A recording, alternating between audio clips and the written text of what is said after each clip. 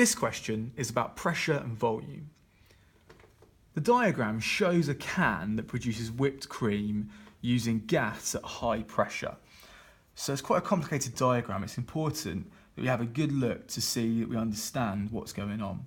We've got this high pressure gas container or cylinder just here, this point S, and then it's connected into this chamber here where we've got the space above the cream here, which is going to be filled with that high pressure gas. We've got the tap that controls the cream coming out of the spout here, and then we've got the cream in the bottom here, and then here's the can, and it's showing us this idea that if we've got high pressure here, it's going to force that cream down here and up through there. It says that the volume of the high pressure gas in the container is 10 centimeters cubed. Then it says that the pressure of the gas is 10,000 kilopascals.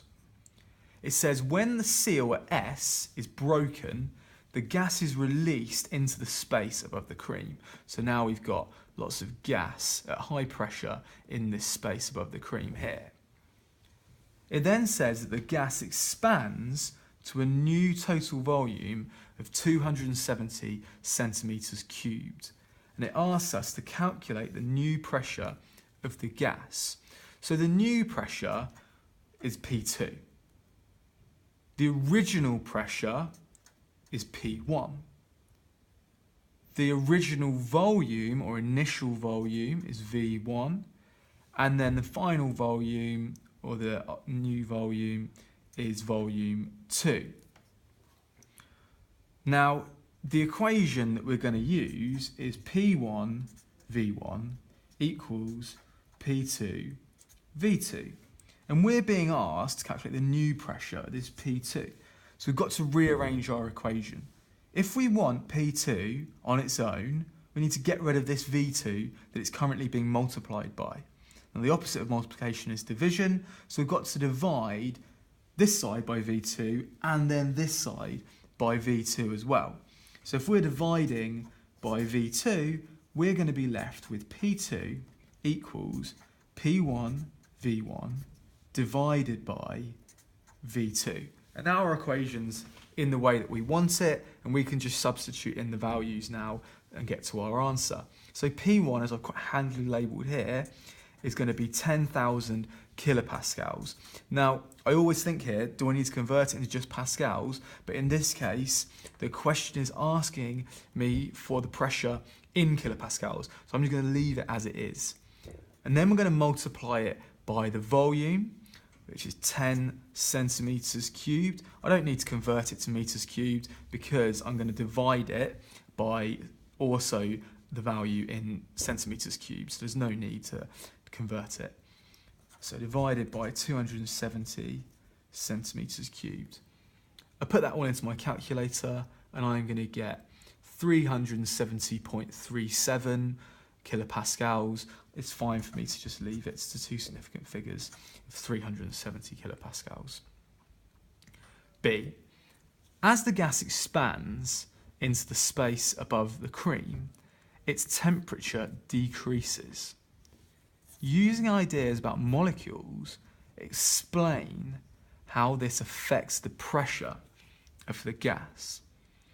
So, if the temperature decreases, the molecules are going to slow down, which means there's going to be less frequent collisions with less force on the walls of the container.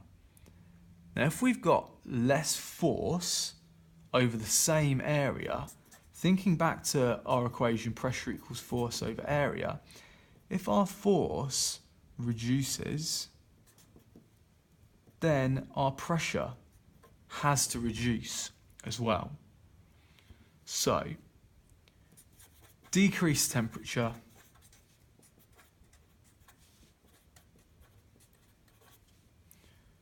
reduces the speed of the molecules. This results in less frequent collisions with less force on the walls of the container. Therefore, pressure reduces. Part C says that some of the gas molecules dissolve into the cream.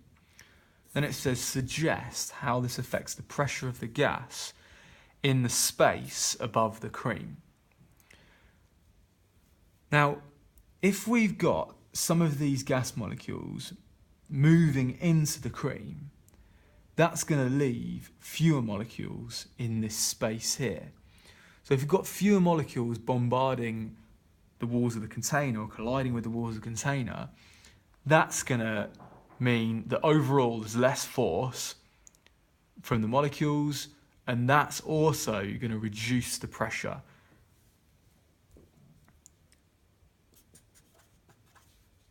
So there will be less molecules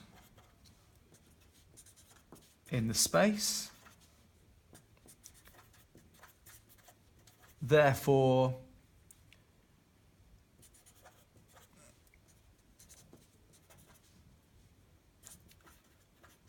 there will be fewer collisions, so less overall force and therefore less pressure. So 1 mark for less pressure, 1 mark for less overall force, and 1 mark for less molecules.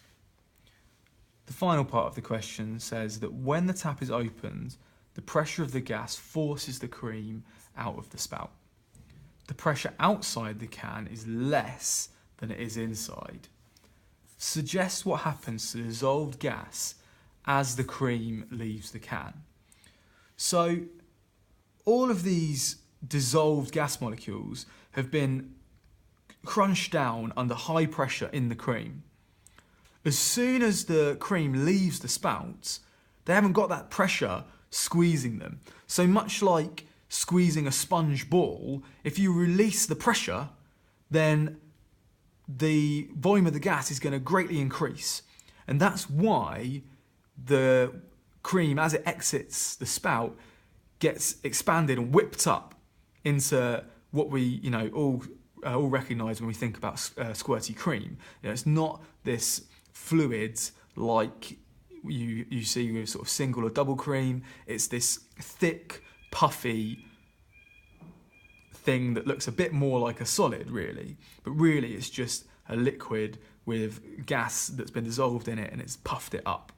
So as it leaves,